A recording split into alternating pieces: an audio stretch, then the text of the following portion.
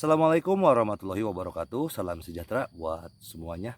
Semoga kita semua dalam keadaan sehat jasmani dan rohani, tidak kekurangan satu apapun. Amin ya robbal alamin. Bab 1413 sampai bab 1416.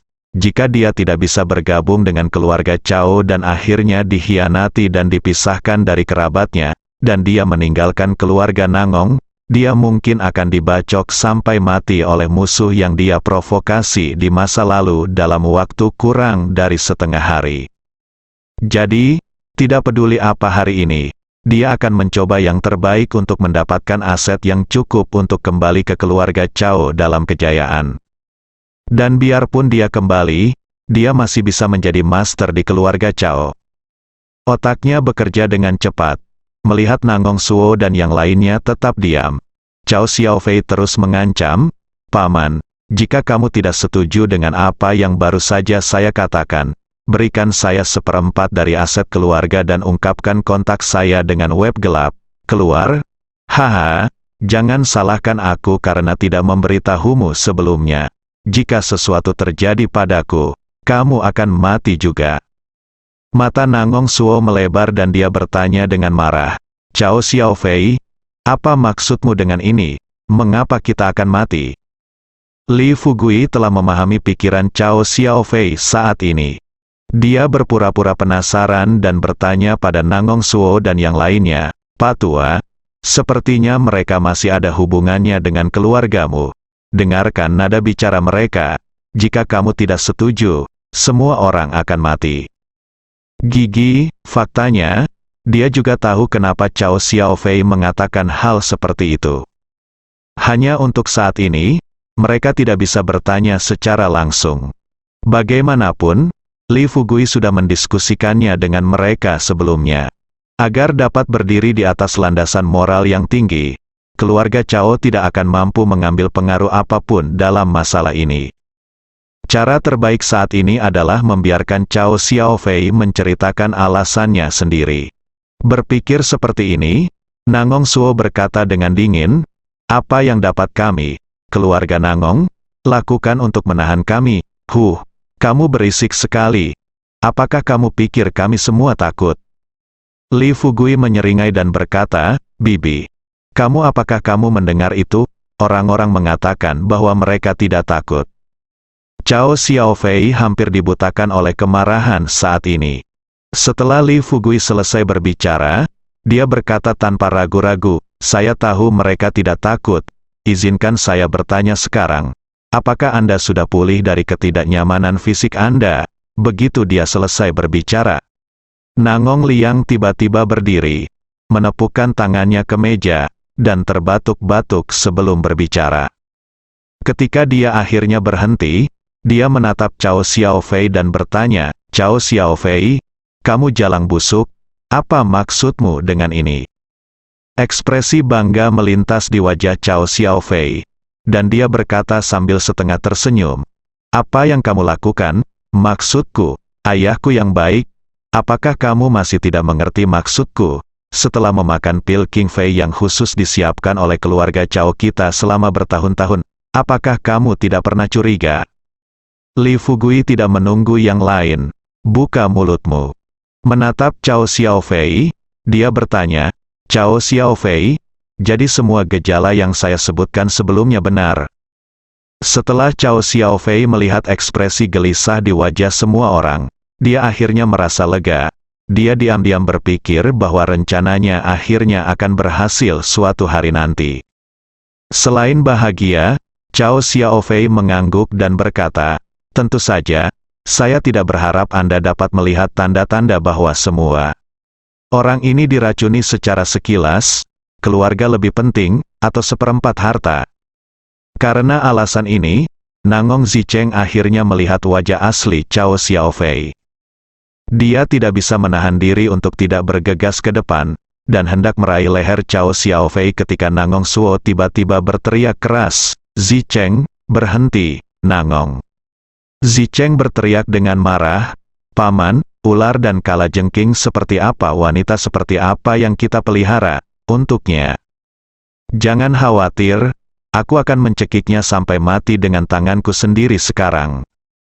Ketika Li Fugui mendengar ini, dia bergegas maju dan meraih Nangong Zicheng. Lalu dia berkata terus terang, "Paman, jangan impulsif. Jangan pikirkan itu.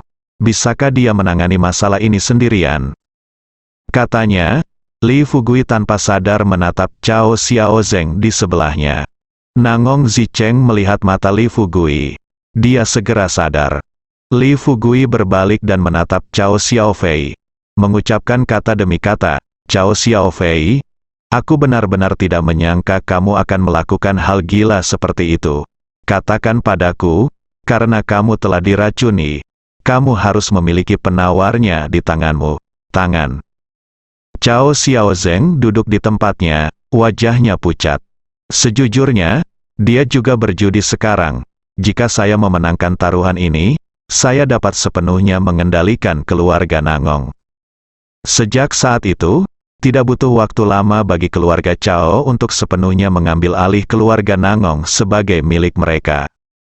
Tapi jika mereka kalah kali ini, apa yang dilakukan keluarga Cao pasti akan menimbulkan gelombang besar di kalangan keluarga di ibu kota.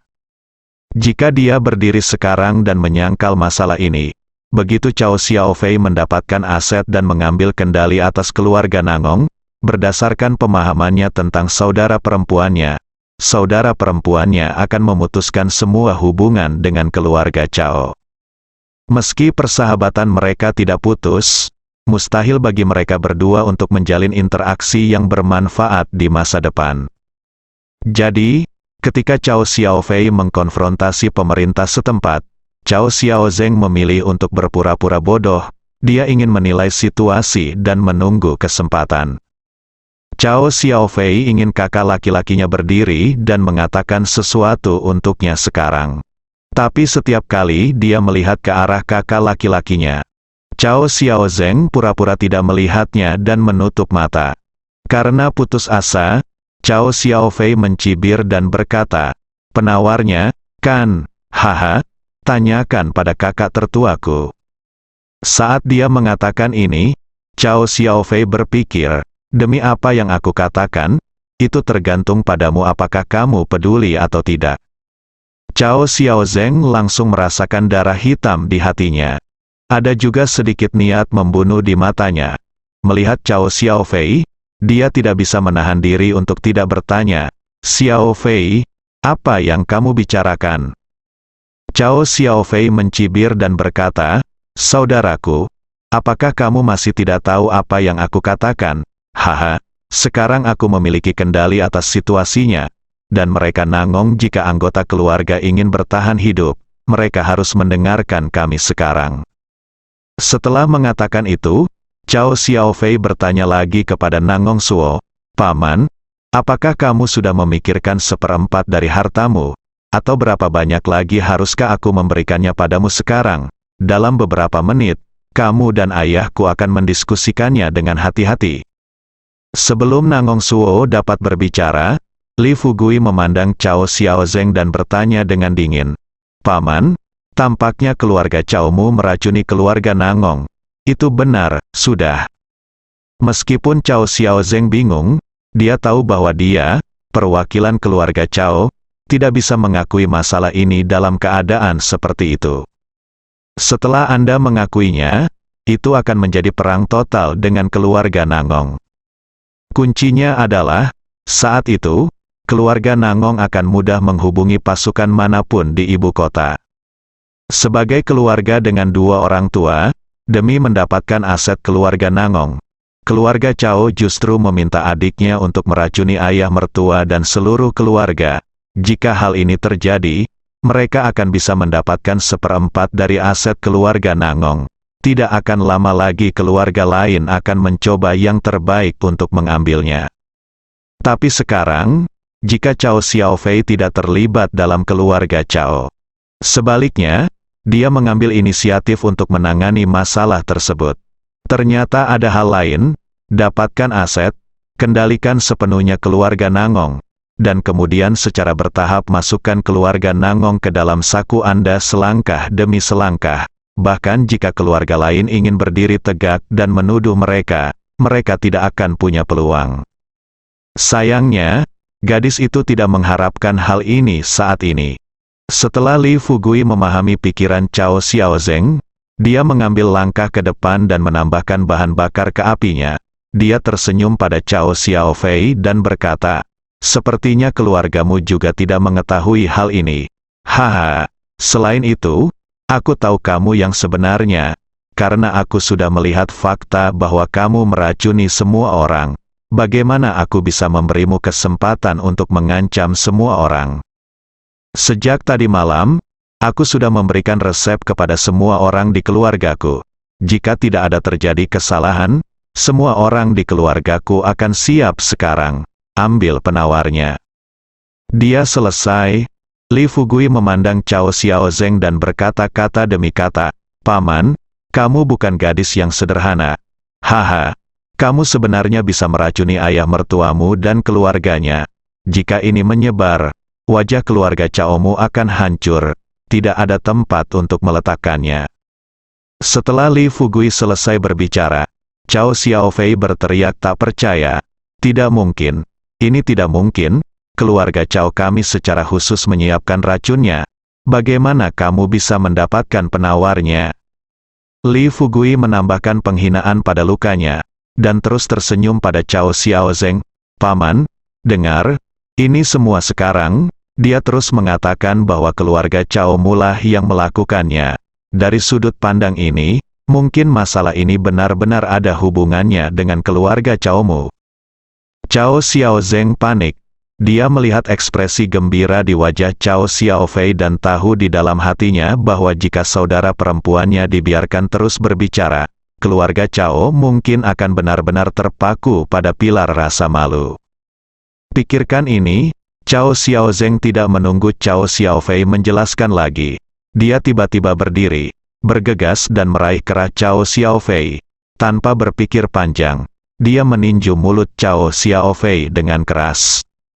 Pukulan ini jatuh, separuh gigi di mulut Cao Xiaofei langsung lepas. Sudut mulutnya terbelah, dan separuh wajahnya terkoyak seluruhnya. "Kamu gadis bau, sebagai anak dari keluarga Cao, bagaimana kamu bisa melakukan hal gila seperti itu? Bagaimana kamu bisa membius keluarga ayah mertuamu? Sekarang kamu masih mengatakan bahwa masalah ini beracun bagi keluarga kita?" Kamu berkata, "Apakah masalah ini ada hubungannya dengan keluarga kita?" Pikiran Cao Xiaofei menjadi kosong. Matanya penuh kebencian yang tak ada habisnya. Darah mengalir di dagunya. Dia menatap kakak tertuanya dengan matanya. Meskipun dia tidak bisa berkata-kata, dia akhirnya mengangguk dengan putus asa. Meskipun Cao Xiaozeng tidak tahan, tapi untuk menjaga reputasi keluarga Cao untuk sementara, dia hanya bisa mengangkat tinjunya lagi, memukul keras wajah Cao Xiaofei lagi. Hanya 2 pukulan, wajah Cao Xiaofei berubah bentuk sepenuhnya. Ketika Cao Xiaozeng melihat adiknya telah menutup matanya sepenuhnya, dia mendorongnya ke tanah. Li Fugui melihat ini dan buru-buru bergerak maju. Melihat Cao Xiaofei dipukuli seperti ini, dia bertanya kepada Cao Xiaozeng dengan heran, "Paman, apa yang kamu lakukan? Bagaimanapun juga, dia juga saudara kandungmu. Bagaimana kamu bisa memperlakukan adikmu untuk kejam sekali?" Nangong Zicheng juga marah. Meskipun apa yang dilakukan Cao Xiaofei benar-benar menghancurkan hatinya. Namun kebaikan pasangan itu bertahan selama ratusan tahun, dan Cao Xiaofei telah tidur dengannya selama bertahun-tahun, tanpa diduga, akan berakhir seperti ini. Di depan semua orang, Nangong Zicheng bergegas mendekat dan menggendong Cao Xiaofei yang tergeletak di tanah. "Xiaofei, kenapa kamu begitu bodoh? Kenapa kamu melakukan hal-hal ini? Apa yang harus kamu lakukan? Kenapa? Tidak bisakah kamu mendiskusikannya denganku?" Ketika Cao Xiaofei mendengar tangisan Nangong Zicheng, dia menutup matanya erat-erat, tetapi dengan kekuatan terakhirnya, dia mengangkat tangannya, meraba-raba, dan meletakkan telapak tangannya di wajah Nangong Zicheng. Darah masih mengalir di wajah Cao Xiaofei. Karena daging di wajahnya telah terpisah dari tulang pipinya, Li Fugui berjongkok di samping Cao Xiaofei, dan sepertinya dia bisa melihat akar gigi Cao Xiaofei. Nangong Zicheng menangis. Dia meraih tangan Cao Xiaofei dan menempelkannya ke wajahnya. Cao Xiaofei memuntahkan seteguk darah lagi, tenggorokannya sedikit terangkat, dan dia sepertinya siap untuk berbicara. Nangong Zicheng dengan lembut mendekatkan wajahnya.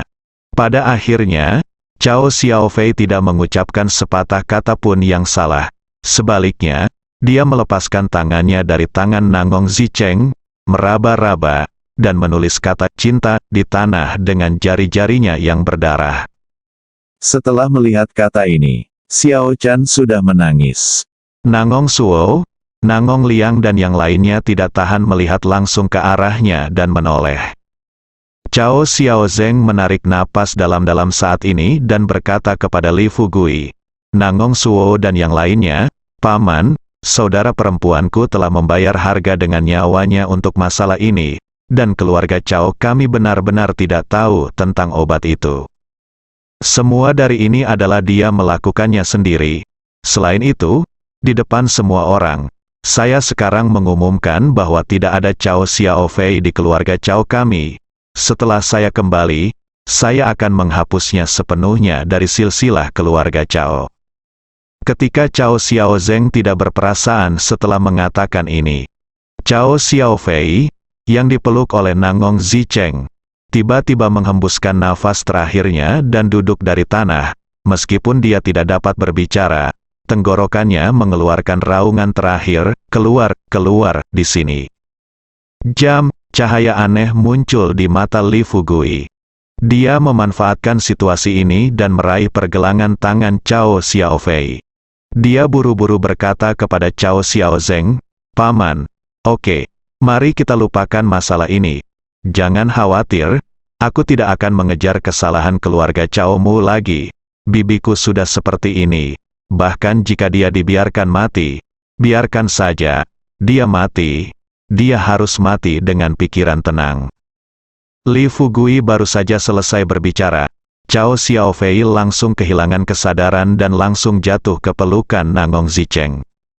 Nangong Zicheng menangis. Nan Gongshu berdiri dan berkata kepada Cao Xiaozeng dengan wajah gelap, Oke, ketika kamu kembali lagi nanti, tolong bawa mayatnya kembali bersamamu.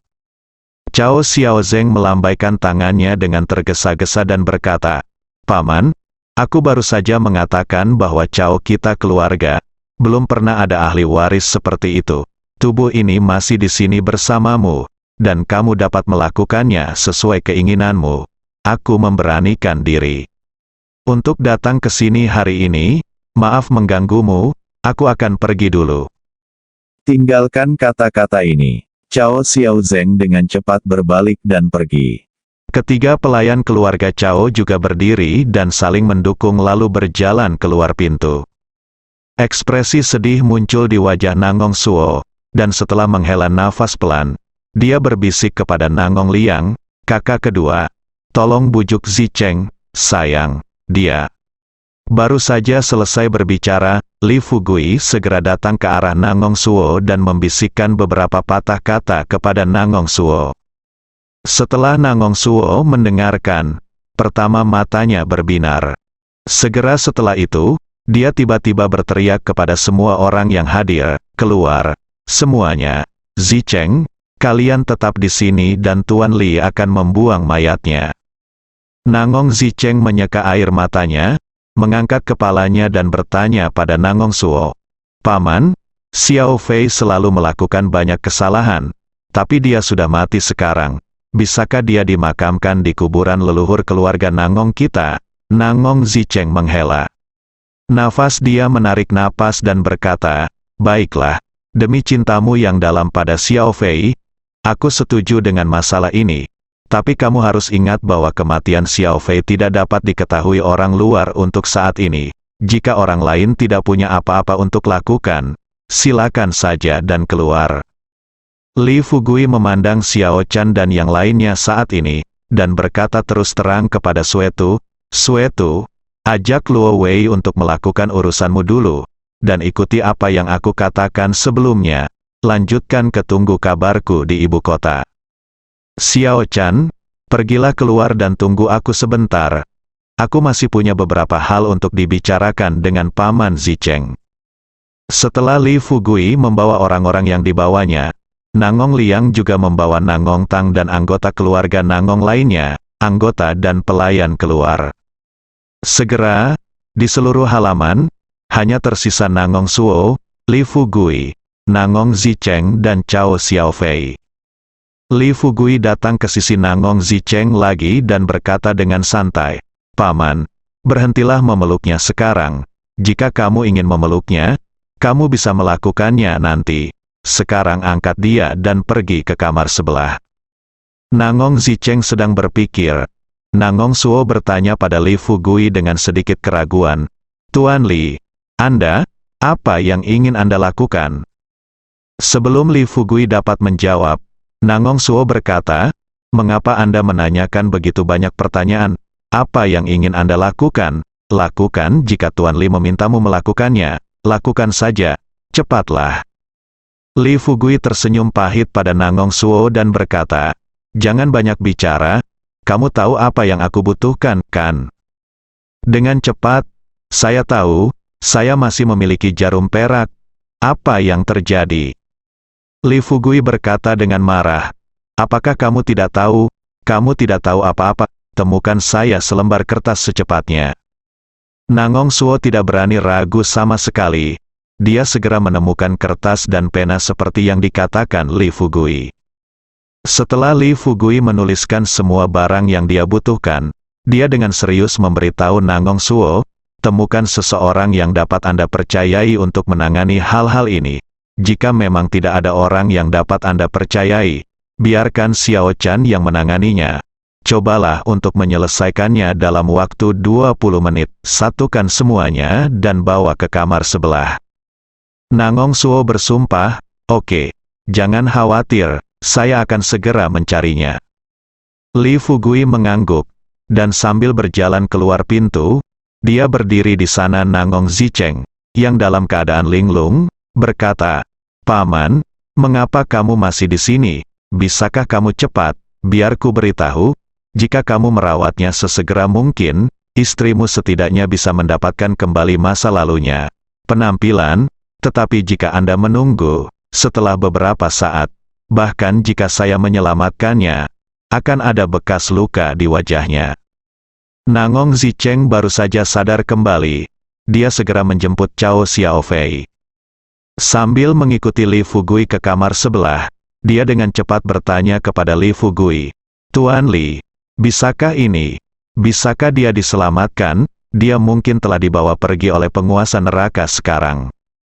Li Fugui penuh percaya diri, Mende tersenyum dan berkata, "Dengan saya di sini, bahkan jika dia dibawa ke istana neraka, saya bisa pergi ke istana neraka untuk menyeretnya kembali. Tentu saja, premisnya adalah Anda harus bekerja sama dengan saya dan bantu aku di depanku." Nangong Zicheng mengangguk cepat, tersenyum meminta maaf pada Li Fugui dan berkata, "Aku akan membantu, aku pasti akan membantumu." Dengan kata-kata Nangong Zicheng, Li Fugui berkata sambil tersenyum, "Sebenarnya aku tidak ingin menyelamatkannya, tapi aku tidak menyangka hubungan kalian berdua akan begitu baik. Yang terpenting adalah meskipun kamu terlihat sederhana dan jujur, kamu adalah orang yang baik dan perhatian, teman-teman." Nangong Zicheng tidak berkata apa-apa, dia tidak tahu apa yang harus dia katakan sekarang. Setelah dia mengirim Cao Xiaofei ke kamar sebelah, dia dengan lembut membaringkannya di tempat tidur. Tanpa berkata apa-apa, Li Fugui mengeluarkan sebotol cairan induk Black Spirit dari tubuhnya. Benda ini bisa dikatakan sebagai obat suci untuk penyembuhan. Jangankan orang biasa, bahkan bagi para pejuang zaman dahulu, hal ini jarang terjadi di dunia. Setelah menuangkan seluruh botol minuman induk Black Spirit ke dalam Cao Xiaofei, Li Fugui memandang Cao Xiaofei, kemudian dia mengulurkan tangannya dan dengan cepat membantunya menghentikan pendarahan.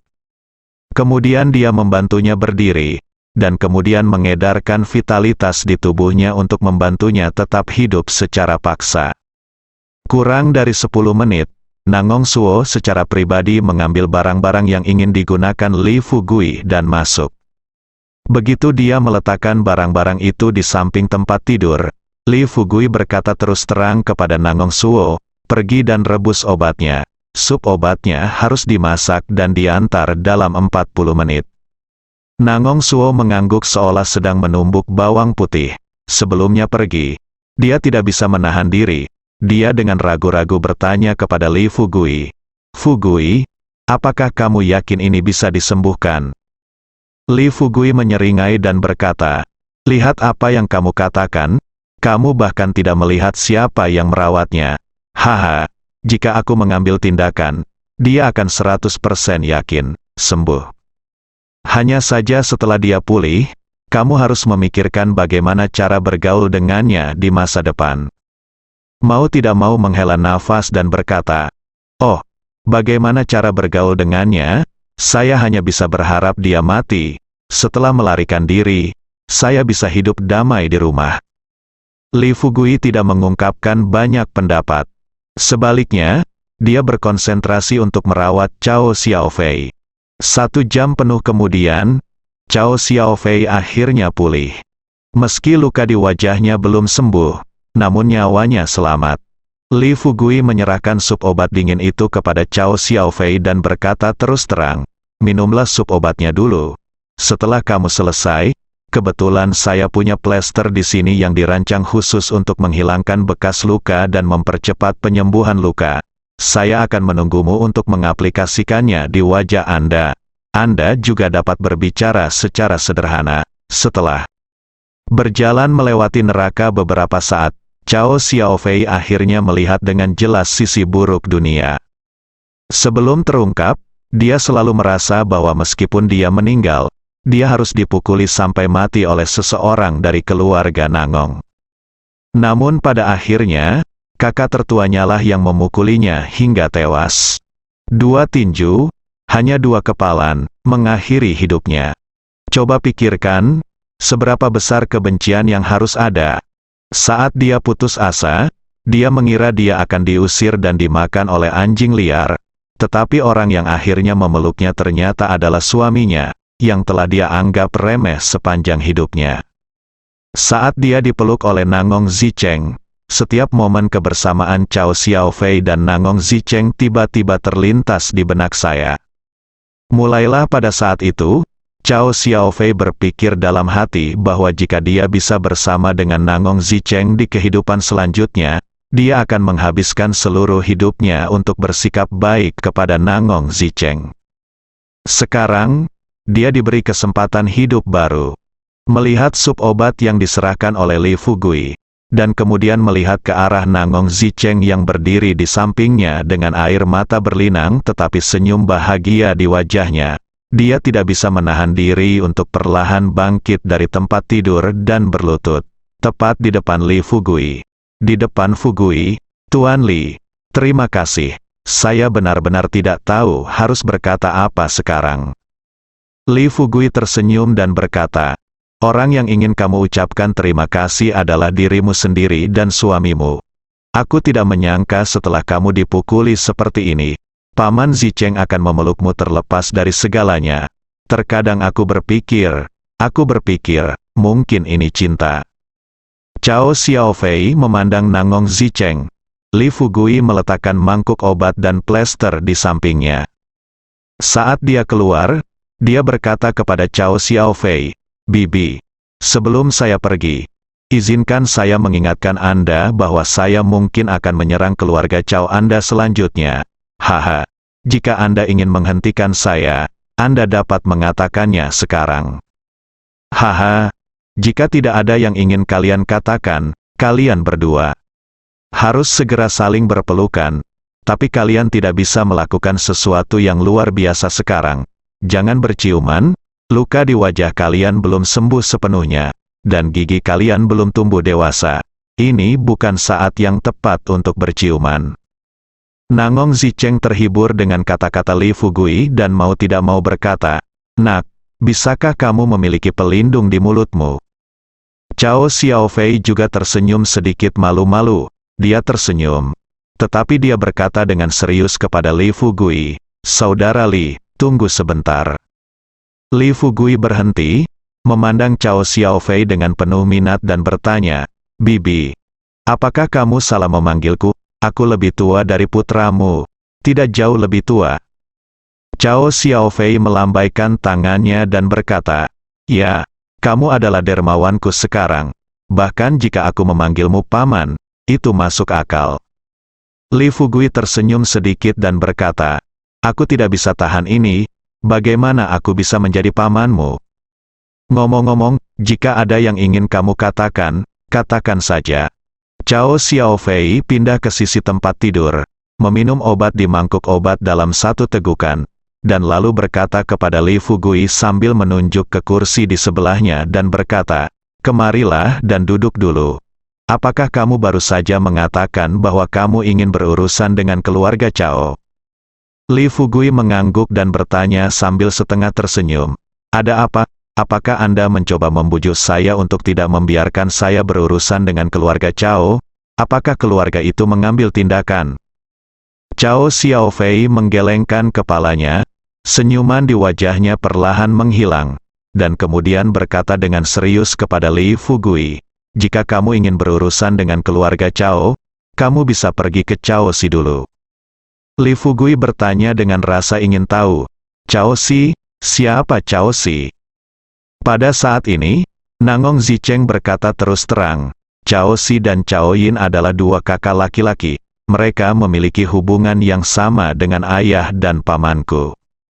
Kepala keluarga Cao sekarang adalah Cao Yin, dan Cao Si dia adalah satu-satunya alkemis di keluarga Cao.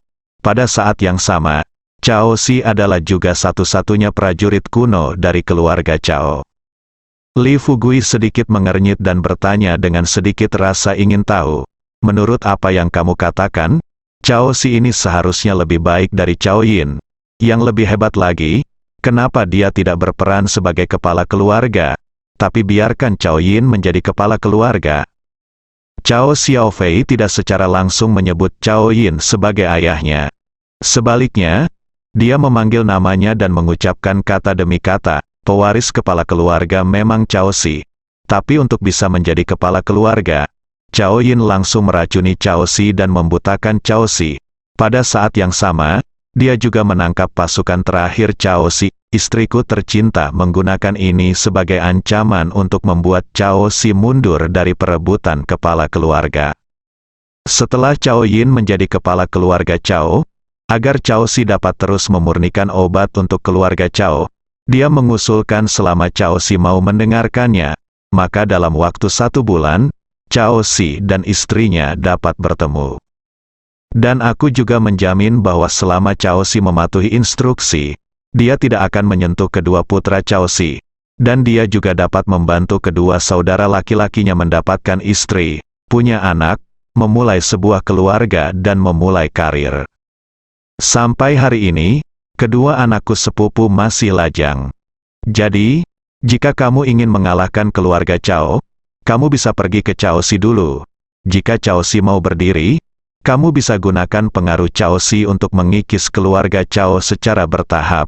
Faktanya, meskipun Cao Xiaofei tidak membicarakannya hari ini, Li Fugui masih punya cara untuk mengetahuinya. Tapi sekarang Cao Xiaofei telah mengatakannya.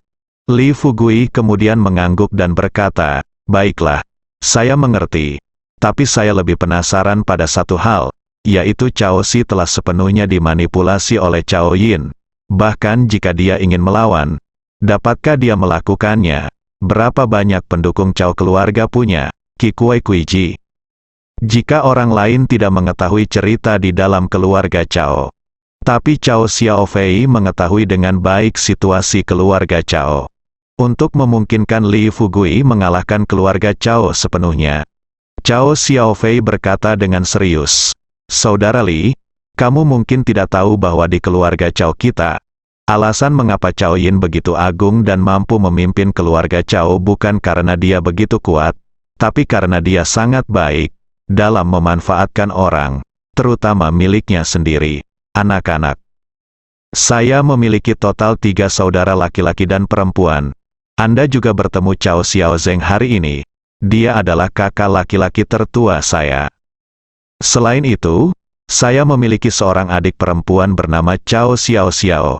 Untuk mengkonsolidasikan statusnya dalam keluarga Cao, Cao Yin pertama-tama mengirim saya ke keluarga Nangong, dan memanipulasi saya untuk membiarkan saya mengendalikan keluarga Nangong selangkah demi selangkah. Bagaimanapun, masalah ini telah terungkap sekarang, dan saya telah menjelaskannya bahwa semua ini adalah niat ayahku dan kakak laki-lakiku yang tertua.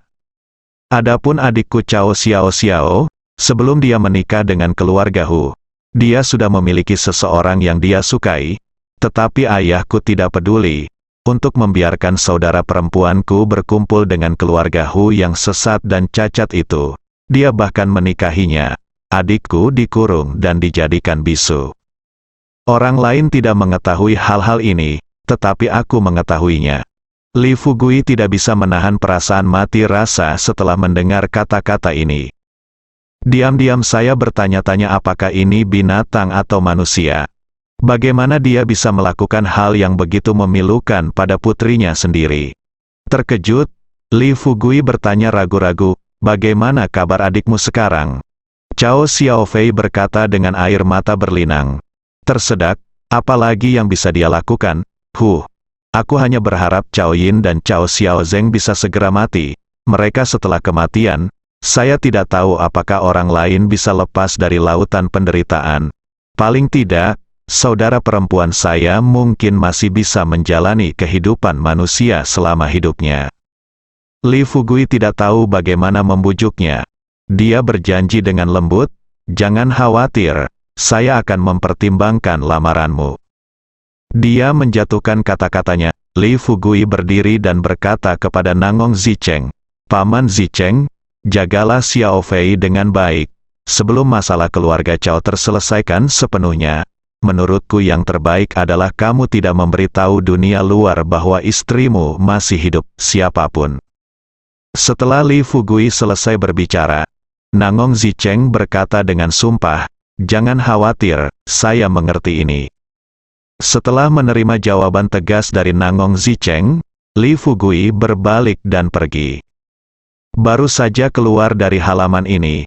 Saat ini, Nangong Tang bergegas keluar dari satu sisi.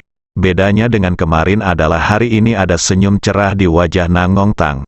Begitu dia sampai di depan Li Fugui, dia meraih tangan Li Fugui dan tersenyum bahagia, berkata, "Xiao Li, apa kabar? Apakah kamu sudah selesai menangani hal-hal di dalamnya?" Li Fugui mengangguk dan berkata terus terang, "Semuanya telah ditangani. Ngomong-ngomong, Paman, apakah kamu ada hubungannya denganku?" Nangong Tang hari ini baru kemudian bisakah kita melihat kekuatan sebenarnya dari Li Fugui.